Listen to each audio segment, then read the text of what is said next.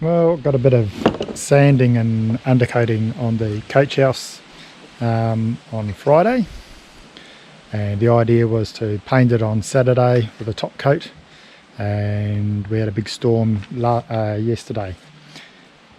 But it ended up somehow my can of white paint that I bought is actually black paint, so I'm not going to paint the coach house with the black. And as the shops weren't open on the Sunday and it was raining, I've had to wait till now. What I'm doing at the moment, I've still got to prep and undercoat the centre box and get that ready, but hopefully all the leaks and that are done under there now. What I'm having a bit of a play around with this morning while I wait for the shops to open is getting into the cockpit area. Now that area that you can see across there, that had split and was letting water inside, and while I was in Barnsdale where I picked the boat up, I managed to get a repair on there, make it watertight, but as you can see it still needs a bit of work and a proper top coat. Again, we don't want to fully restore this, but we want to at least make it serviceable.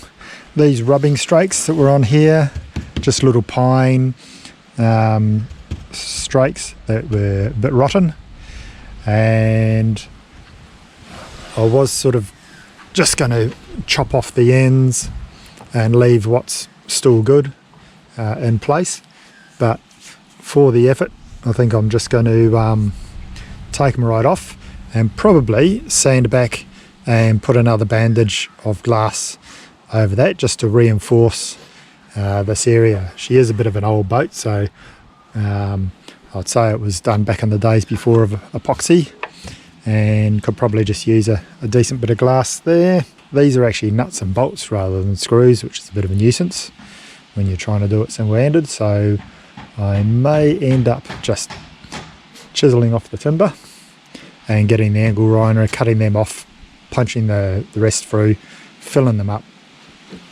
glass, move on with life.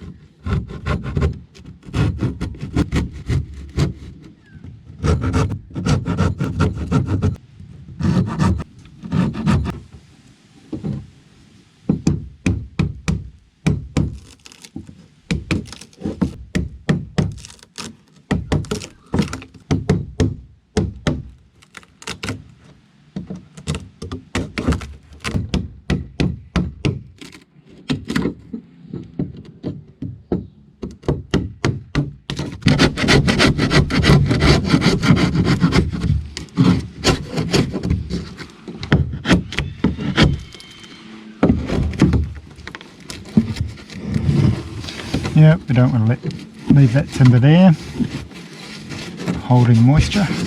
That's that side off. This area here is a little bit soft and dodge. That's the problem when you pick away at the boat, you always find something, but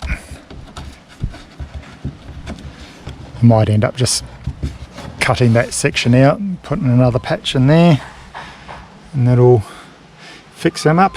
At least it shows me it was a good idea to get rid of this. So we'll do the same on the other side, and hopefully that's the only bit of damage.